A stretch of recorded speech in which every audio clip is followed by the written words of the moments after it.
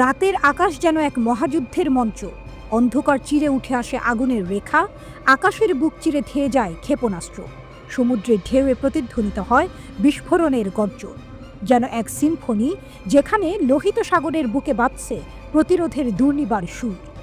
শত্রুরা এগিয়ে আসে, কিন্তু ইতিহাস সাক্ষী প্রতিরোধ কখনো নত হয় না। ইয়েমেনি সশস্ত্র বাহিনী তাদের শপথে অবিচল। প্রতিটি হামলা যেন এক দৃঢ় সংকল্পের ঘোষণা, প্রতিটি প্রতিঘাত যেন এক দাবানলের বিস্তার। রাত গভীর, কিন্তু প্রতিরোধের শিখা নিভবে না। ইয়েমেনি সশস্ত্র বাহিনী তাদের সামরিক অভিযান জোরদার করেছে, শত্রুদের ওপর একের পর এক হামলা চালাচ্ছে। ইয়েমেনি সশস্ত্র বাহিনীর মুখপাত্র ব্রিগেডিয়ার জেনারেল ইয়াহিয়া সারি ঘোষণা করেছেন যে তারা ইসরায়েলের বেন গুরিয়ন বিমানবন্দরে এবং লোহিত সাগরে মার্কিন যুদ্ধজাহাজকে লক্ষ্য করে একাধিক হামলা চালিয়েছে। ইয়েমেনি বাহিনী জুলফিকার ব্যালিস্টিক ক্ষেপণাস্ত্র দিয়ে বেন গুরিয়ন বিমানবন্দরে আঘাত হেনেছে, আর প্যালেস্টাইন 2 হাইপারসনিক ক্ষেপণাস্ত্র দিয়ে দক্ষিণে একটি সামরিক লক্ষ্যবস্তুতে হামলা চালিয়েছে। উভয় হামলায় সফল হয়েছে বলে জানানো হয়েছে। এই উত্তেজনার মধ্যে ইয়েমেনি বাহিনী লোহিত সাগরে একটি বড় সামরিক অভিযান চালিয়েছে, যেখানে মার্কিন বিমানবাহী রণতরী ইউএসএস হ্যারি এস ট্রুম্যান সহ মার্কিন ও মিত্র নৌবাহিনীর বিরুদ্ধে ব্যালিস্টিক ক্ষেপণাস্ত্র, ক্রুজ ক্ষেপণাস্ত্র ও ড্রোন ব্যবহার করা হয়েছে। ইয়েমেনি সশস্ত্র বাহিনী জানিয়েছে তারা তাদের সামরিক অভিযান আরও বাড়িয়েছে। দক্ষিণ লোহিত সাগরে শত্রু যুদ্ধ জাহাজের অগ্রযাত্রা ব্যর্থ করেছে এবং ইসরায়েলের দিকে নতুন করে ক্ষেপণাস্ত্র হামলা চালিয়েছে। এক বিবৃতিতে ইয়েমেনি সামরিক বাহিনী জানিয়েছে তারা শত্রুর নৌ আক্রমণ প্রতিহত করতে সফল হয়েছে এবং আগামী দিনে তাদের প্রতিক্রিয়া আরও তীব্র হবে। তারা বলেছে শত্রুরা ইয়েমেনের জনগণের শক্তি ও সংকল্প আরও বেশি করে দেখবে। ওয়াইএএফ ঘোষণা করেছে তারা লোহিত সাগর এবং আরব সাগরে ইসরায়েলি নৌ চলাচল বন্ধ রাখবে যতক্ষণ না অবরোধ প্রত্যাহার করা হয় এবং গাজায় যুদ্ধ বন্ধ হয়। এদিকে ইসরায়েলি গণমাধ্যম জানিয়েছে যে ইয়েমেন থেকে ইসরায়েলের দিকে 2টি ক্ষেপণাস্ত্র নিক্ষেপ করা হয়েছে। এর ফলে কেন্দ্রীয় এলাকায় বিমান হামলার সাইরেন বেজে ওঠে এবং বিস্ফোরণ ঘটে। ইসরায়েলি সেনাবাহিনী নিশ্চিত করেছে ক্ষেপণাস্ত্রের ধ্বংসাবশেষ তেল আবিব ও অধিকৃত আল কুদস সংযোগকারী প্রধান মহাসড়কে পড়েছে, যা আতঙ্ক সৃষ্টি করেছে। হামলার কারণে লক্ষাধিক মানুষ নিরাপদ আশ্রয়ে ছুটেছে এবং বেন গুরিয়ন বিমানবন্দরের কার্যক্রম সাময়িকভাবে স্থগিত করা হয়েছে। এর আগে বুধবার ইয়েমেনি ড্রোন হামলা ইসরায়েলের অধিকৃত ইয়াফায় সামরিক লক্ষ্যবস্তুতে আঘাত হানে। মার্কিন নৌবাহিনীর ক্যারিয়ার স্ট্রাইক গ্রুপ 8 এর বিরুদ্ধে কয়েক ঘন্টা ধরে সামরিক অভিযান চলে এবং সপ্তাহের শুরুতে বেন গুরিয়ন বিমানবন্দরে ক্ষেপণাস্ত্র হামলা হয়। ইয়েমেন স্পষ্ট জানিয়ে দিয়েছে মার্কিন আগ্রাসনের পরও তারা ইসরায়েলি লক্ষ্যবস্তুতে হামলা চালিয়ে যাবে।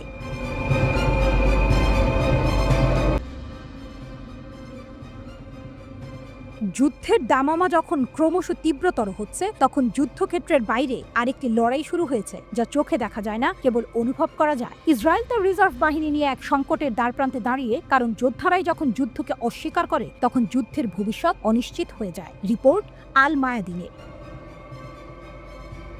প্রয়োজনীয় 10,000 সৈন্য সংগ্রহ করতে হিমশিম খাচ্ছে ইসরায়েল। যে সৈন্যরা এতদিন তাদের রাইফেল কাঁধে তুলে নেওয়ার জন্য প্রস্তুত ছিল, তারাই আজ প্রশ্ন তুলছে, এই যুদ্ধ কি আদৌ আমাদের যুদ্ধ?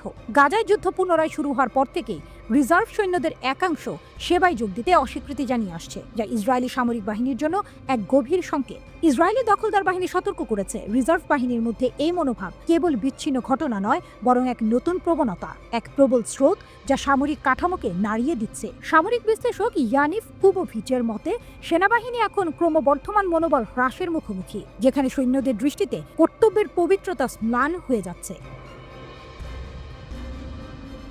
গত 2 সপ্তাহে বহু রিজার্ভ সৈন্য তাদের কমান্ডারদের জানিয়েছে তারা আর এই যুদ্ধের অংশ হতে চায় না। শিনবেট প্রধান রোনেন বারকে বরখাস্ত করা, অ্যাটর্নি জেনারেল গালি বাহারভ মিয়ারাকে অপসারণ করা কিংবা বিচার বিভাগীয় নির্বাচনে পরিবর্তন আনার সিদ্ধান্তের বিরোধিতা করেই তারা রাইফেল তুলে ধরতে নারাজ। তাদের ভাষায়, এই যুদ্ধ, এই নেতৃত্ব কোনোটাই আমাদের আদর্শের প্রতিফলন নয়। সুপ্রিম কোর্টের রায় উপেক্ষা করার প্রবণতা নিয়েও উদ্বিগ্ন সৈন্যরা। তারা বলছে, আইন যখন অবজ্ঞার শিকার হয় তখন অস্ত্রের প্রতি বিশ্বাস রাখা কঠিন। কিন্তু এই নীরব বিদ্রোহ আরও গভীরতর। সৈন্যরা প্রকাশ্যে ঘোষণা না দিলেও এক নিঃশব্দ প্রতিরোধ গড়ে তুলছে। তারা ডাকের অপেক্ষায় রয়েছে, তবে আদেশ পেলেই সাড়া দেবে এমন নয়। সামরিক সংবাদদাতারা জানিয়েছে অনেক রিজার্ভ সদস্য আদেশ পাওয়ার পরও কর্তব্যে হাজির হচ্ছেন না। এ যেন নীরব প্রতিবাদের এক নতুন ভাষা। এই পরিস্থিতি নিয়ে উদ্বেগ বাড়ছে সামরিক বাহিনীর উচ্চ পর্যায়ে। রিজার্ভ বাহিনীর 50% হ্রাসের আশঙ্কা করা হচ্ছে, যেখানে একাধিক ব্রিগেড ও ব্যাটালিয়ন কমান্ডার ইতিমধ্যেই দেখছেন তাদের অধীনস্থ অনেকে তাদের পাশে থাকার প্রতিশ্রুতি রাখছেন না। এই সংকটের মূল কারণ দুটি। প্রথমত, বন্দি বিনিময়ের প্রতিশ্রুতি লঙ্ঘন করা। দ্বিতীয়ত, হারেনি ইহুদিদের সেনাবাহিনীতে বাধ্যতামূলক সেবা থেকে অব্যাহতি দেওয়ার আইন। সেনাবাহিনীর চোখে এটি দ্বৈত নীতি, যা দলে বিভাজন সৃষ্টি করছে। যুদ্ধ যখন সকলের, তখন কিছু মানুষ কেন যুদ্ধ থেকে দূরে থাকবে? এই প্রশ্নের উত্তর না পাওয়াতেই অনেকের হতাশা, অনেকের সেবার প্রতি বিতৃষ্ণা।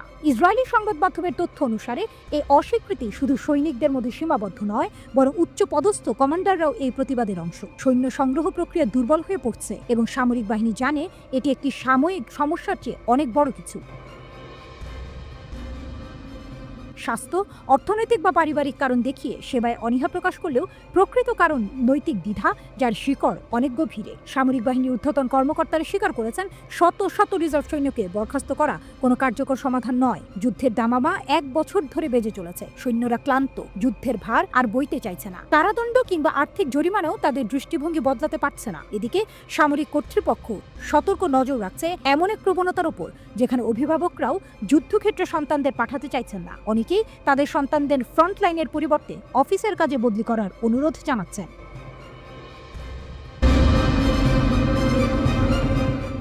বিস্ফোরণের প্রতিধ্বনি বয়ে যাচ্ছে মরুভূমির বাতাসে। গাজার ধুলোময় প্রান্তর থেকে একের পর এক রকেট ছুটে যায়, আর সেই আঘাতে কেঁপে ওঠে ইসরায়েলের হৃৎপিণ্ড। এক মুহূর্তের জন্য থমকে যায় সময়, আতঙ্ক ছড়িয়ে পড়ে দূর দূরান্তে। গাজা থেকে নতুন করে গুলিবর্ষণের পর আইডিএফ মুখ থুবড়ে পড়ে। বিয়ারশেবা অঞ্চলের নীরবতা ভেঙে চুরমার হয়ে যায় এক প্রবল বিস্ফোরণে। আগুনের শিখায় উদ্ভাসিত হয় রাতের আকাশ। সাইরেন না বাজলেও আতঙ্কের ঘণ্টাধ্বনি যেন প্রতিটি হৃদয়ে প্রতিধ্বনিত হয়। আইডিএফ যখন হামাসের শীর্ষ কর্মকর্তাকে নিশানা বানায়, তখন প্রতিশোধের শপথ নেয় তার মিত্ররা। রণাঙ্গনে নতুন এক অধ্যায়ের সূচনা হয়, যেখানে প্রতিটি হামলার জবাবে নতুন এক আঘাত আসে। মিত্র পিআইজে এবার নিজেই ময়দানে নামে। প্রতিরোধের শপথ নিয়ে তারা ইসরায়েলের হৃদয়ে প্রবল আঘাত হানে। হাজেরিম বিমান ঘাঁটিতে ব্যাপক হামলার দাবি করেছে ফিলিস্তিনি ইসলামিক জিহাদ। আকাশ জুড়ে ধেয়ে যায় আগুনের গোলা, যেন প্রতিটি আঘাতে লুকিয়ে আছে প্রতিশোধের দাবানল। ইসরায়েলের রক্তচক্ষুর সামনে দাঁড়িয়ে পিআইজে যেন ঘোষণা করে, আমরা এখানে আছি, আমরা এখনো লড়ছি। ফিলিস্তিনি ইসলামিক জিহাদ ইসরায়েলের রকেট হামলার দায় স্বীকার করেছে। পিআইজে দাবি করেছে, তারা বিয়ারশেবার কাছে ইসরায়েলি সামরিক বাহিনীর হাটজেরিম বিমান ঘাঁটি লক্ষ্য করে হামলা চালিয়েছে। বাতাসে প্রতিধ্বনিত হচ্ছে সে আঘাতের সুর, ধুলোয় ঢেকে যাচ্ছে প্রশান্তির স্বপ্ন। ইসরায়েলি সামরিক বাহিনী দাবি করেছে যে রকেটটি সম্ভবত তাদের বিমান প্রতিরক্ষা ব্যবস্থা দ্বারা প্রতিহত করা হয়েছে। কিন্তু এই প্রতিরোধ কি সত্যিই তাদের রক্ষা করতে পারবে? প্রতিটি বাধার মাঝেও থেকে যায় আতঙ্কের ছায়া। প্রতিবেদনে বলা হয়েছে যে আক্রমণের সময় কোনো শহর, কোনো সাইরেন বাজানো হয়নি, অথচ আতঙ্কের সুর যেন বাতাসে বয়ে যাচ্ছে। শত্রু রকেটের গর্জন থামাতে পারেনি কোনো প্রতিরক্ষা ব্যবস্থা। প্রতিটি আঘাতে যেন মনে করিয়ে দেয় এক দীর্ঘস্থায়ী যুদ্ধের গল্প।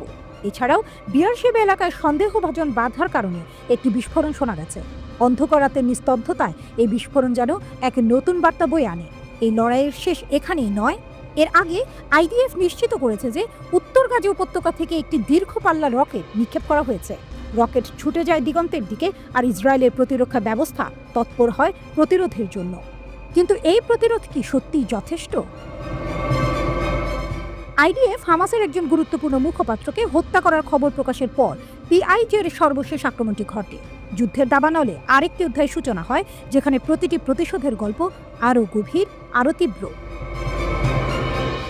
জাবালিয়া ক্যাম্পে আইডিএফের হামলায় হামাস মুখপাত্র আবদেল লতিফ আল কানু নিহত হয়েছেন।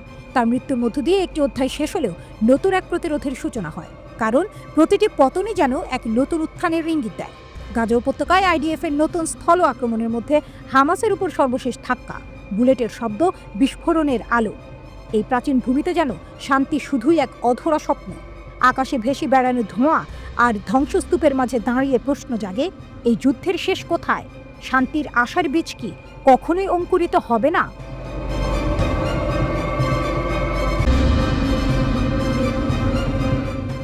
রাত গভীর, আকাশ কালো চাদরে ঢাকা, সমুদ্রের অতল গহ্বরে প্রতিধ্বনিত হচ্ছে যুদ্ধের পদধ্বনি। হঠাৎ ধাতব অগ্নিশিখার তীব্র আলো ছিঁড়ে ফেলছে আঁধার। ভারত মহাসাগরের বুকে এক নির্জন দ্বীপের বুকে এসে নেমেছে যুদ্ধের প্রতিচ্ছবি। মার্কিন যুক্তরাষ্ট্র তার দূরপাল্লার বোমারু বিমান মোতায়েন করেছে কৌশলগত দিয়েগো গার্সিয়ায়। ইতিহাস সাক্ষী, এই দ্বীপ ছিল কত যে যুদ্ধের নীরব অনুঘটক। ওয়াশিংটন তার ভাষার ধার বাড়িয়েছে, ইরানকে হুমকি দিচ্ছে, আর ইয়েমেনে বিদ্রোহীদের লক্ষ্য করে ছড়াচ্ছে অগ্নিবৃষ্টি। ক্ষমতার এই প্রদর্শনী যেন এক নিঃশব্দ অঙ্গুলি হেলন, একটি সুনির্দিষ্ট বার্তা: শক্তি একমাত্র সংলাপ। যুক্তরাষ্ট্রের স্ট্র্যাটেজিক কমান্ডের মুখপাত্র জানিয়েছেন, B-2 স্পিরিট বোমারু বিমান দিয়েগো গার্সিয়ায় পৌঁছেছে। সামরিক গোষ্ঠী এবং এর ইউনিটগুলো নিয়মিতভাবে বিশ্বব্যাপী অভিযান পরিচালনা করে মার্কিন যুক্তরাষ্ট্র এবং তার মিত্রদের বিরুদ্ধে কৌশলগত আক্রমণ প্রতিরোধ, শনাক্তকরণ এবং প্রয়োজনে পরাজিত করার জন্য। এ যেন এক নিরলস দাবার চাল। ট্রাম্পের দাবি, তেহরান যদি তার পারমাণবিক কর্মসূচি নিয়ে কোনো চুক্তিতে না আসে, তবে অপেক্ষা করছে সামরিক হস্তক্ষেপ। এক নতুন সংঘাতের সুর বেজে উঠেছে। তবে ইরান নতজানু নয়, কখনো ছিলও না। শীর্ষ নেতারা সাফ জানিয়ে দিয়েছেন, এই আলটিমেটাম অগ্রহণযোগ্য। অস্ত্রের সন্ধানে তারা নেই। কিন্তু সত্যিই কি তাই?